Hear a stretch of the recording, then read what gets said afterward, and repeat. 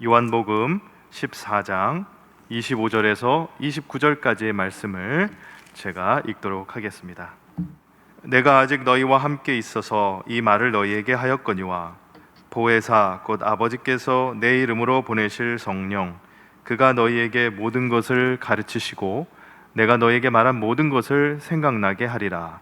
평안을 너희에게 끼치노니 곧 나의 평안을 너희에게 주노라. 내가 너희에게 주는 것은 세상이 주는 것과 같지 아니하니라. 너희는 마음에 근심하지도 말고 두려워하지도 말라.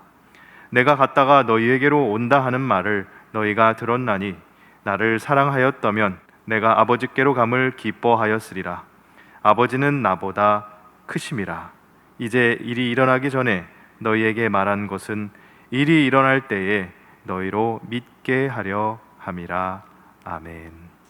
네, 이 새벽에도 우리 하나님의 말씀을 붙들고 또 설 명절 연휴지만은 가족들, 친지들과 함께 보내면서도 살아계신 하나님을 늘 생각하고 또 의지하는 추석 명절 되시기를 주님의 이름으로 축원합니다. 여러분, 이제 추석 명절인데 즐거우신가요? 이제 하루만 지나면 민족의 명절인 추석입니다.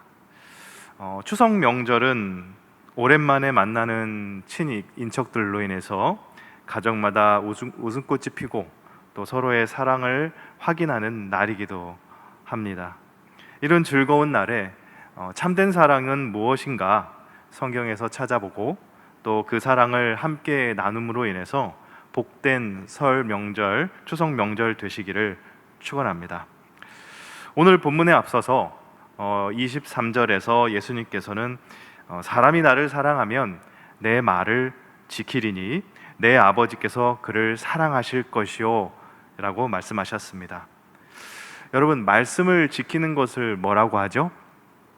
순종이라고 합니다. 우리가 교회에서 순종해야 된다는 얘기 많이 하죠. 말씀에 우리가 순종해야 돼, 이렇게 얘기를 많이 합니다. 근데 순종을 뜻하는 단어는 이 오비디언스라고 하는데요. 이 말은 라틴어 어원인 아우디레에서 유래된 단어라고 합니다. 근데 이 아우디레라는 단어의 뜻이 뭔가 하면은 경청이라는 뜻을 갖고 있습니다. 그러니까 잘 듣는다, 그런 뜻이죠. 다시 말하면 순종이라고 하는 것은 잘 들음이고 또 잘 듣는다는 것은 경청을 의미한다고 볼 수가 있습니다. 다시 말하면 내 삶의 주파수를 하나님께 맞추고 사는 것, 그것을 순종이라고 할 수가 있는 겁니다. 그래서 그 하나님의 주파수에 잘 맞추기 위해서는 어떻게 해야 될까요? 잘 들어야 하는 것이죠. 근데 이렇게 순종한 사람들의 삶은 뭐로 드러나게 되는가 하면 잘 듣는 사람들은 더불어 살 줄 안다는 것입니다. 더불어 삽니다. 근데 순종의 반대말은 뭐라고 할 수 있는가 하면 불평이고 불만이라고 할 수가 있습니다. 여러분, 우리도 살다 보면은 이웃들에게 이렇게 불평할 때가 있지 않습니까? 근데 그 불평이 나온다고 하는 거는 뭐예요? 더 이상 저 사람이 하는 일을 이해할 수 없어. 저 사람이 하는 일을 나는 받아들일 수 없어. 그 마음이 내 속에서 나온 거라고 할 수가 있습니다. 근데 하나님에 대해서 우리들이 불평하는 것도 똑같습니다. 하나님이 왜 나한테 이러시는 걸까? 이처럼 하나님의 선하심을 믿지 못할 때, 또 하나님의 능력을 믿지 못할 때 우리는 하나님 앞에 불평을 하기 시작을 합니다. 그러니까 예수님께서 사람이 나를 사랑하면 내 말을 지킬 거야, 이 말은 결국 무슨 말이에요? 순종할 거야 라고 하는 말인 것입니다. 그러니까 주님을 사랑하지 않는 사람은 주님의 말씀을 지키지 않겠죠. 그런데 그렇게 말씀에 순종할 때 벌어지는 일은 어떤 거예요? 내 말을 순종하는 사람, 내 말을 경청하는 사람에게 찾아가셔서 그에게 가셔서 거처를 그와 함께 하리라, 그렇게 말씀을 하셨습니다. 이것을 사도 바울의 용어로 표현하면 어떤 말인가 하면 그리스도 안에 있는 삶이다 라고 할 수가 있습니다. 오늘 본문 25절에 보면 이렇게 말씀합니다. 내가 아직 너희와 함께 있어서 이 말을 너희에게 하였거니와. 이제 이별의 시간이 다가오고 있습니다. 근데 이 이별의 시간이 아프기만 하지 않은 까닭은 주님이 떠나신 그 자리를 보혜사 성령께서 채워주실 것이기 때문에 그렇습니다. 근데 이 보혜사 성령님이 하시는 일이 지금 무슨 일을 하고 계신다고 얘기를 하고 있어요? 너희에게 모든 것을 가르치실 것이다 라고 했습니다. 그러니까 내 속에 계셔서 내가 어떤 길을 가야 하는지 계속해서 가르쳐 주시는 것, 그것이 보혜사 성령께서 하시는 일입니다. 또 26절 말씀을 보면 뭐라고 합니까?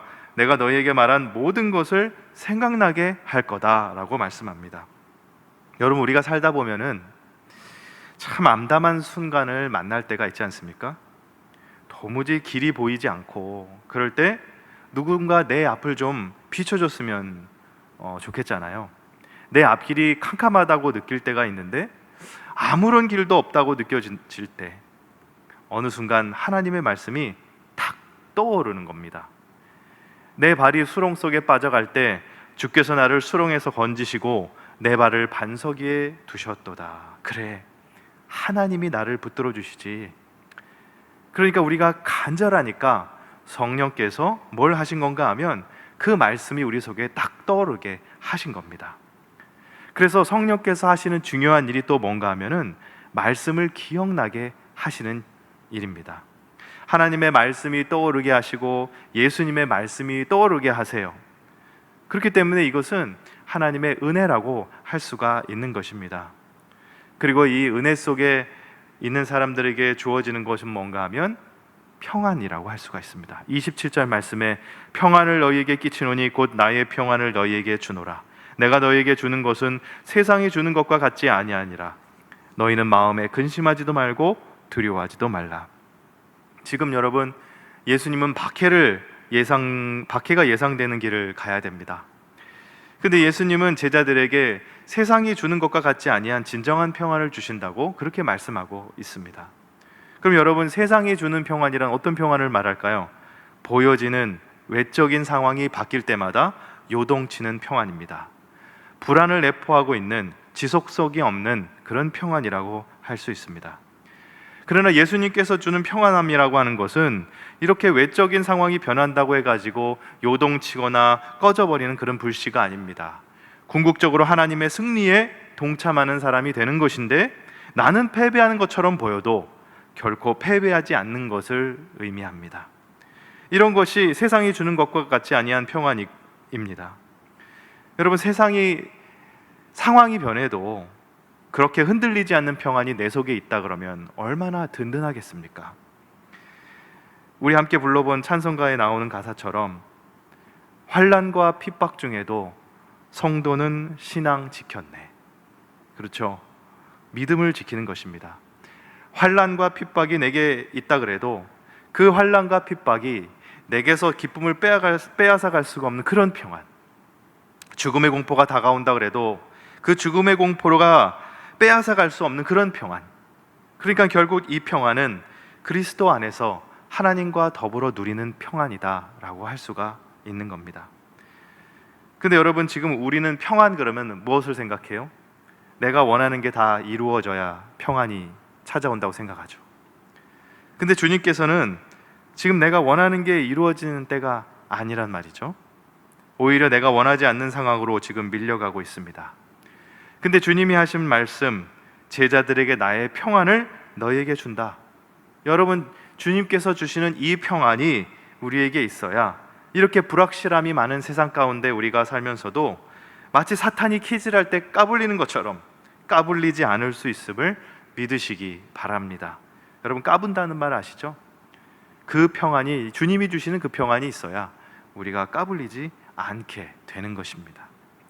예수님께서 또 말씀하십니다. 28절에 내가 갔다가 너희에게로 온다 하는 말을 너희가 들었나니 나를 사랑하였더라면 내가 아버지께로 감을 기뻐하였으리라. 아버지는 나보다 크심이라.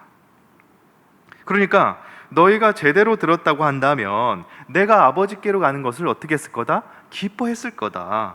왜? 예수님이 영광이라고 말씀하셨던 것은 어떤 영광인가? 세상 앞에 높임을 받는 영광이 아니라 보내신 분의 뜻을 완성하고 그렇게 보내신 분에게로 돌아가서 보고하는 것이, 그것이 완성이고 영광이기 때문에 그렇습니다. 그러니까 주님은 지금 바로 그 영광의 때가 됐다고 말씀을 하고 계신 겁니다. 근데 여러분, 우리는 지금 이런 것에 막혀 있지는 않습니까? 우리가 신앙생활 하다 보면은 하나님께서 이거 좀 없애주셨으면 참 좋겠어. 근데 주님은 뭐라고 말씀하시냐면은 그거 없애주겠다고 말씀하시지 않고 너희가 그것을 뚫고 가야 돼, 이렇게 말씀하실 때가 더 많다는 거죠. 여기에 신앙생활에 신비가 있다고 할 수가 있습니다. 히브리서 12장 2절 말씀에 이렇게 말씀합니다. 믿음의 주요 또 온전하게 하시는 이인 예수를 바라보자. 그는 그 앞에 있는 기쁨을 위하여 십자가를 참으사 부끄러움을 개의치 아니하시더니 하나님 보좌 우편에 앉으셨느니라. 아멘. 십자가를 참으시고 십자가에 실현당하는 것을 부끄럽게만 여기지 않으시고 하나님의 뜻이 당신을 통해서 이루어지기를 바라셨습니다. 여러분, 바로 이것이 순종입니다. 내가 원하는 것이 아닌 거죠. 근데 어쩔 수 없어서 죽지 못해 하는 순종이 아니라 기쁘게 받아들이는 순종이에요. 이것이 주님의 뜻이 나를 통해서 나타나기를 바라는 것이죠. 예수님께서 그렇게 해서 어떻게 됐다 그래요? 하나님 보좌 우편에 앉으셨느니라. 그러니까 그렇게 순종하심으로 인해서, 십자가의 순종하심으로 인해서 세상 모든 만물을 심판하는 자리에 다시 오셔서 세상을 구원하실 그 자리에 다시 서시는 거죠. 아버지는 나보다 크심이라. 여러분, 이것이 바로 믿음입니다. 그러니까 내 아버지는 나보다 크시다, 그것을 인정하는 것이 믿음이에요. 내가 나를 어떻게 할 수 없지만 나보다 나를 더 잘 아시는 주님이, 나보다 크신 주님이, 나보다 나를 더 사랑하시는 주님이 내 삶을 선한 길로 인도하실 거야. 당장은 왜 이렇게 가시밭길로 나를 인도하세요? 왜 이렇게 고통으로 나를 인도하시는 거예요? 그러는지는 몰라도 여러분, 우리가 확실하게 알 수 있는 것은 뭡니까? 사망의 음침한 골짜기로 다닐지라도 해를 두려워하지 않을 것은 주께서 나와 함께 하심이라. 아멘. 이것이 예수님께서 우리들에게, 제자들에게 보여주시는 것입니다. 여러분, 영광이라는 것은 그 영광만이 예비되어 있는 길로 가는 것이 아니라 고난처럼 보이고 또 손해처럼 보여도 그것이 하나님이 기뻐하시는 일이라면 그 일을 감당하기 위해 뒤에서 나를 붙잡고 있는 유혹을 떨쳐버리고 앞을 향해서 나아가자. 믿음이란 바로 그러한 결단인 것입니다. 우리의 믿음이 그렇게 깊어져서 순종하는 삶, 그래서 불평하며 그 길을 가는 게 아니라 감사함으로 가는 삶, 그리고 그렇게 서로의 사랑을 확인하는 삶, 이번 추석 연휴가 그러한 사랑과 믿음을 새롭게 다지는 그런 복된 명절이 되시기를 주님의 이름으로 축복합니다.